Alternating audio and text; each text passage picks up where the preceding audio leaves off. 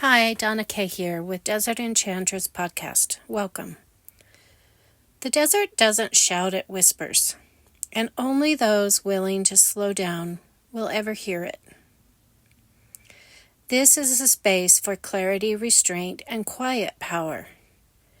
This is a space where we step away from the noise, urgency, and excess and return to what endures. Today we're talking about a kind of wisdom that doesn't come from books or crowds or constant input. A wisdom that arrives through stillness, through restraint, and through listening long enough to be changed. Take a breath, let the noise fall away, and let's begin. The myth of noise. We live in a world that confuses volume with truth. The loudest voice often wins. The fastest response is rewarded. The person who reacts first is seen as engaged, passionate, and alive. Silence, on the other hand, is treated with suspicion. If you pause too long, people assume you don't know. If you don't respond immediately, they assume disinterest. If you don't explain yourself, they project meaning into the absence. But the desert teaches us something different. The desert does not rush to prove itself. It does not fill every space, does not apologize for being vast, quiet, or slow. And yet, nothing here is wasted. Every movement matters. Every drop of water matters. Every choice is deliberate. Contrast that with modern life. We speak when we're unsure. We explain when we feel exposed. We react when we feel threatened. Noise becomes a defense mechanism. But what if silence is not lack? What if it's a filter? The desert whispers because it can afford to. It has nothing to prove. Let's look at wasting. Wasting nothing. The desert survives because it wastes nothing. Plants don't overextend. Animals don't move unless there's a reason. Energy is conserved not because resources are scarce, but because survival depends on precision. There's no excess here, and that's where the lesson deepens. Ask yourself, how much of your energy is spent unnecessarily? How many conversations drain you because you speak when silence would protect you? How many explanations do you give to people who are not truly listening? And how many reactions do you offer to situations that would resolve themselves if left alone? Power leaks through excess. Excess words, excess effort, excess emotion.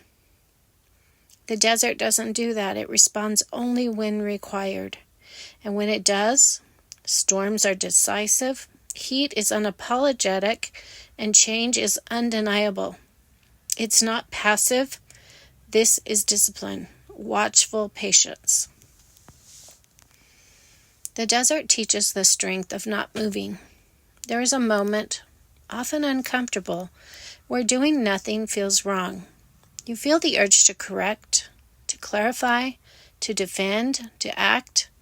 We're conditioned to believe that movement equals strength, but still is often the stronger choice. When you don't react immediately, you gain information. When you pause, patterns reveal themselves. And when you hold back, you see who rushes forward and why. You don't need to react to everything. You don't need to chase clarity. And you don't need to fill every silence with meaning. Sometimes the answer arrives only after silence has done its work. And silence works slowly. It lets truth rise to the surface. It lets emotions settle into discernment. And it separates urgency from importance. Stillness is not weakness, it's preparation. The desert teaches watchful patience. There are two kinds of patience. One is passive, waiting without awareness, and the other is watchful, alert, present, and listening. The desert teaches the second. It watches the sky. It waits for the exact moment. It knows when to bloom and when not to. Watchful patience sharpens intuition. When you're not constantly reacting, you begin to notice subtleties. You notice the tone instead of the words. You notice patterns instead of the actions. And you notice the motive instead of the explanations. This is where wisdom lies.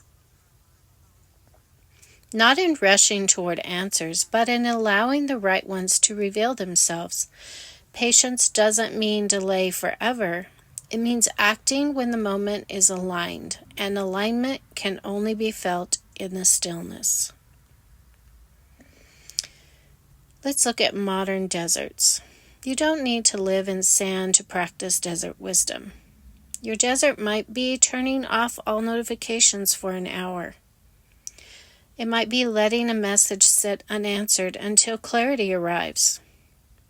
It might be withholding commentary when silence protects your energy. And it might be choosing rest instead of overexertion. These are modern acts of restraint. They feel uncomfortable at first because they remove the illusion of control. But slowly, something shifts. Your nervous system calms, your intuition gets louder, your decisions feel cleaner. You stop scattering yourself, and when you do speak, act, or move, it carries weight. I want to leave you with a question today. Not one to answer immediately, but one to carry with you. Where am I leaking energy that doesn't serve me? I want you to start noticing when you feel drained. Notice when you feel compelled to respond, explain, or prove. And ask yourself, is this necessary, or is it just a habit I've gotten into? What would happen if you conserve that energy instead? You don't need to change everything at once. Just notice. The desert notices everything. Stillness is not emptiness, it's preparation. It's where discernment sharpens. It's where power gathers. It's where truth becomes audible. So before you go, take a moment to notice what stayed with you. Not everything needs to be acted on right away. Some things are meant to settle in first. Carry what matters with you as you go forward from here today, and leave the rest in the sand. Until next time, listen closely. The desert is always speaking. This is Desert Enchantress.